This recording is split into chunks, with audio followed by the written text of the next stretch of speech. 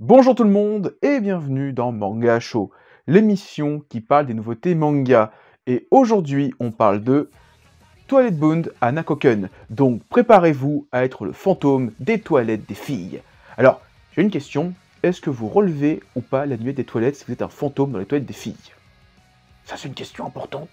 Toilet Bound à Nakoken est un manga écrit par Eida Hiro. Alors, il s'agit du nom des deux autrices du manga, Eida et Hiro. Le manga a commencé en 2015 dans le G-Fantasy de Square Enix, et en France, c'est Pika Édition qui édite le manga. A noter qu'un animé est disponible sur Wakanim. Résumé, une rumeur court sur l'existence de 7 mystères qui hantent les murs de l'école Kamome. Parmi ces faits inexpliqués, on raconte qu'un esprit du nom de Hanako se trouverait au 3e étage du plus ancien bâtiment et qu'il exaucerait le vœu de quiconque viendrait le trouver. En classe de seconde dans cet établissement, Nene Yashiro a le béguin pour un garçon. Pourtant, malgré tous ses efforts, cet amour reste à sens unique. La jeune fille ne voit qu'une seule solution, s'en remettre à la légende de Hanako, sans se douter qu'accéder au bonheur requiert toujours une contrepartie. Quand le manga a été annoncé l'année dernière par Pika Édition, je me suis empressé de voir l'anime disponible sur Wakanim. J'en suis sorti un petit peu mitigé. Alors l'anime n'est pas mauvais, ni le manga, mais en fait c'est que au vu du nombre conséquent de nouveaux mangas disponibles en 2021, j'ai mis ce manga de côté. C'est pour ça que je sors cette vidéo alors qu'il y a déjà 3 tomes de sortie et que le 4e sort dans normalement une semaine. Maintenant que c'est dit, qu'est-ce que j'ai pensé de cette série? Car ça va être un avis global sur la saison 1 qui adapte normalement les 4 ou 5 premiers tomes. Et non, comme d'habitude, une critique du premier ou des 2 premiers tomes. Avec Hanakoken, on est sur un titre entre guillemets horrifique, mais qui au premier abord est très mignon. Je vais commencer cette fois par le dessin, car quand on voit l'apparence des personnages et le style de l'autrice, qui est très rond, qui est très mignon, on est presque sur des personnages qui sont des chibis. Qui plus est, ils évoluent dans un environnement très enfantin.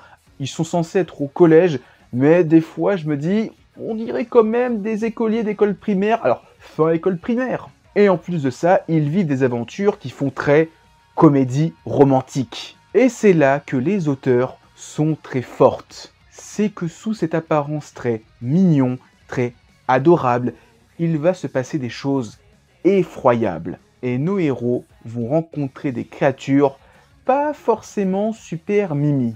Alors, toute raison gardée, on est quand même très loin du travail horrifique de Junji Ito. Mais ce qui rend le manga intéressant, c'est à quel point l'apparence qu'il a au premier abord dénote totalement avec le véritable contenu du bouquin. C'est comme le personnage de Hanako. Pour ceux qui ne le savent pas, c'est une référence à un personnage surnaturel japonais d'une petite fille dans les toilettes, Hanako-chan. Les auteurs cassent ainsi le mythe de cette petite fille en le transformant en un jeune garçon un petit peu pervers et qui vit dans les toilettes des filles. C'est pareil avec cette pseudo-comédie romantique en apparence qui va être très vite cassée par son côté horrifique. Une phase de l'œuvre qui prend de plus en plus de place, surtout avec des passages liés au fameux 7 esprits de l'école qui rend super bien. Et qui, pour le coup, nous envoie dans des décors surnaturels et horrifiques super cool, avec des décors qui fourmillent de détails. En conclusion, si vous voulez initier un jeune public au genre horrifique, Toilet Bound à Nakoken est parfait pour ça. Quand je dis plus jeune, je table collégien parce qu'il y a des moments, je pense notamment au tome 3, qui abordent des sujets pas forcément faciles. Par exemple, dans le 3e tome, on nous dit comment on devient un fantôme. Et forcément, c'est pas joyeux. Avant de finir, j'émets juste une petite réserve. Au Japon, il y a déjà 16 tomes, la série n'est toujours pas terminée, et j'ai peur que la série traîne un petit peu en longueur, C'était une des raisons qui avait fait que j'ai pas voulu commencer tout de suite la série.